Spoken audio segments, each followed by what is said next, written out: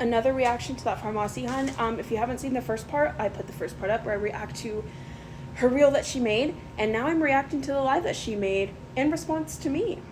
Today I posted a video I made last night, and it's been interesting. I mean, nothing's been proven me. I don't feel proven wrong. You're a leader. It's probably going to take a lot for you to finally really see the other side of things, and that's okay. For some people, it takes one major change, and that major change should have been when Color Street went affiliate, but it's okay. It's been interesting though. I literally just shared my own personal hot take on people that are anti-MLM, like that make content, like that is their personality essentially.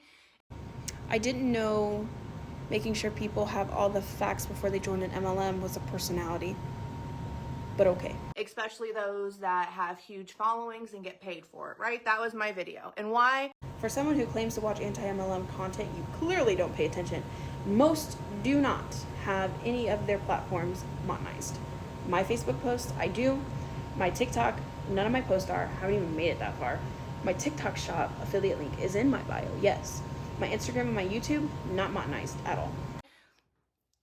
My main point actually was they were hypocrites. I did say in there that it was like a cult, but I'm not, that's just me being funny. I know cult is a serious thing. Or you're backtracking because you realize that you're wrong. Maybe, just maybe, you're seeing a little bit of the light here. And it's just funny to say that because that's what they say about us. I mean, if you guys weren't acting like a cult, you wouldn't be called one. Need I, go into detail about what a cult is and how MLMs relate? Or are we scared to have that conversation? But my main biggest point was being hypocritical, and I explained why. My literal point was because they use us to be monetized. I mean, you do make for great content. So, there's that. They accuse us of manipulation, that we're taking advantage of people. And they also do the same because most people that are anti-MLM have been in several and have failed. So they're feeling bad and they need someone to validate why they feel that way. So that the people who follow us, yes, more than likely they have been in it or have experienced someone who have been in it. But no, we don't need them as validation because the validation comes from the data, from the FTC, from your income disclosures, which I posted Farmasi's income disclosure in my last video. And they have these big content creators that are bashing the industry.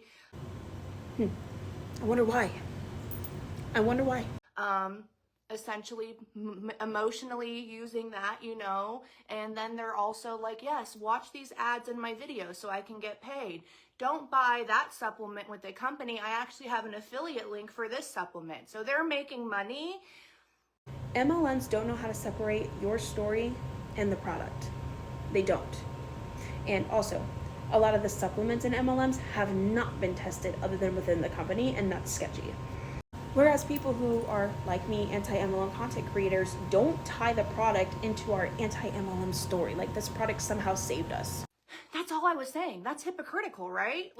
Isn't that the definition of hypocritical? That was just my point. I guess I triggered some people, but it's fine. I mean, look at your story, for one. You use your story to claim that network marketing is the only reason that you have a chance in life, which is not true. You yourself gave yourself that chance because you got out of addiction. You got out of it. The people around you helped you get out of it. You left that loveless marriage that you were talking about. You did that. These companies did not do any of that work for you. So it was actually really interesting though. So one person, she said she'll make a response video. Apparently, I thought she was with Scentsy at one point. I guess she was also in my downline at Color Street. I guess she's also done Melaleuca, proving my point that most people that do that were in MLM at one point and failed.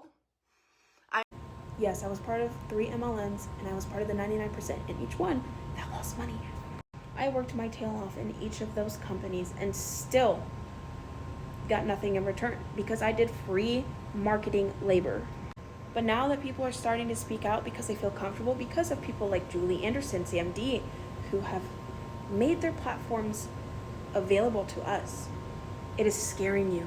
It's scaring you, so you have to come up with something to shift the blame. I mean, that's not me. Oh, hey, Christine, I see. I mean, that you were in Color Street like 2 years ago. You were Sense a year ago. Then you went to Melaleuca, and now you're trying to make anti-MLM content.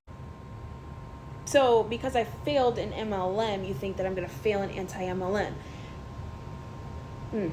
That's pretty interesting, because I already have people telling me that they think of me whenever they see something like this. I've also been shouted out on Julie Anderson's YouTube channel because I'm creating a service helping people getting out of MLM.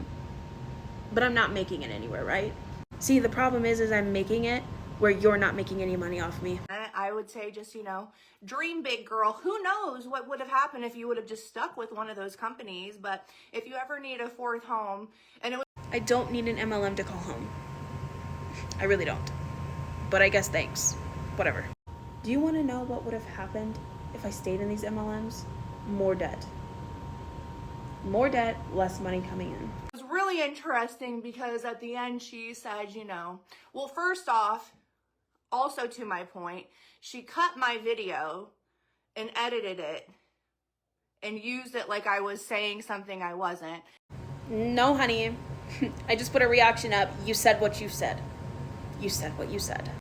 You guys can see the original reel I posted where I said, hey, they always say, 99% of people don't make money. And she said, look, y'all, she's saying that 99% of people don't make money. No, I literally was saying that's what y'all say. Did you even watch it? Because that is not what I said at all. I said that for you to post that like it's some sort of joke to you when your downline can see that is the problem.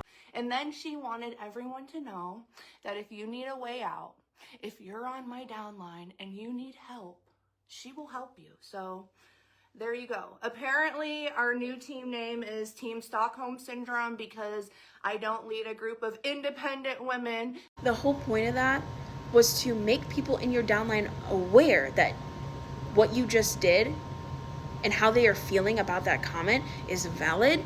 And if they had any questions or maybe wanted to get out because they are starting to wake up, that they can come to me. That's it. But somehow that's a problem because you know what? If it takes people from you, that scares you. Without them, you're losing a part of your income and you just can't have that. You can't have people waking up. That's where we say it's a cult. You don't want people getting any outside information. That can think for themselves. And if that's the case, wouldn't I be a victim too? Wouldn't I also be a victim that needs saving? Yes, you are a victim and you will one day understand that. Or, I don't know. It's just very interesting to me. I didn't even actually know, because you guys know my team at Color Street was so big. At one point it was 100,000 people. I didn't know every single person on my team. I tried really hard to, but I couldn't. I think I do a really good job with how large my organization gets at trying to know everyone, but I didn't. I can't accept friend requests from everyone because you can only have 5,000 friends. So I try really hard. Apparently I do hurt people's feelings. That is not intentional at all. If I could, I would want to know, sit down, have a cup of coffee with every single person. I like to meet people, whether you're on my team or not. Anyone knows that I have a lot of connections here of people that aren't in my company and aren't in my organization. I have always been that way. I was that way there. I was that way. I've been that way. I just like to meet people. Let's not sugarcoat anything. The reason you like meeting new people is because eventually it becomes a transactional friendship. And see where they're going in life, But I just think it's hypocritical, and that was literally just my point. You're literally doing the same thing that you accuse us of doing. That's it, okay? I don't know. We really aren't, but I guess keep popping off. Thank you. It's honestly caused a little bit of a ruckus. Apparently I'm being posted in groups and stories and reels, but it is what I didn't say anything. I didn't target any one person. I didn't say anything I felt was mean. I just was pointing out the hypocrisy. No, you didn't point out anyone specifically, but when you create something, people are going to react to it. And if you can't handle the facts, guess maybe you shouldn't speak on it, huh? Of them being similar to what they accuse us of doing. Of course, my words have already been twisted and whatever, but I wouldn't expect anything less, Yeah, if you watch that, nothing was taken out of context. You said what you said. honestly, because how else are you going to get views and likes? I don't know. I welcome everyone. Aw, I welcome them here. I mean, I said that, like, I get paid on content, so post away on my stuff. Last time I had a reel that brought the anti-MLM cult this summer, and it literally paid for our cabana at Kalahari, so... I mean, if I paid for it, have fun. But let's be honest, when it comes down to it and you want people to join your team so you can earn that next incentive for that next free trip, free, you're going to say it was Pharmacy that paid for it. Oh, you might want to thank your downline for that trip. Thank you. I'll take it. Whatever.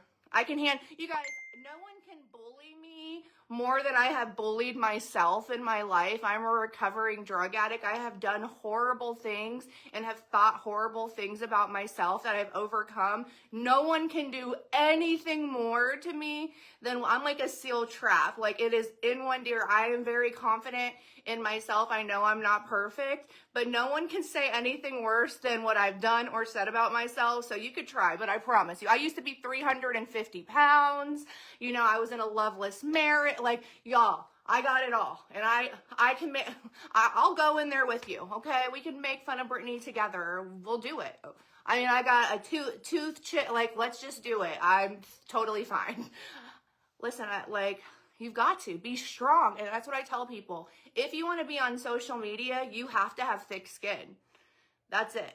Got to. So go ahead, shoot your shot. As long as you're commenting, send your stuff to your friends. Give me the views. I'll get a paycheck. Either way. And I know that makes you mad, because I know it would make me kind of mad a little bit, right? Who said we were mad that you get paid off us reacting? What? Where did that even come from? You'll have to watch it before, catch the replay. Yes, they're out there. You missed it too, Christina. I'm done venting about it now, but I just was saying what I was saying, but yeah. And until all MLMs are gone, we're not going anywhere. So buckle up, honey.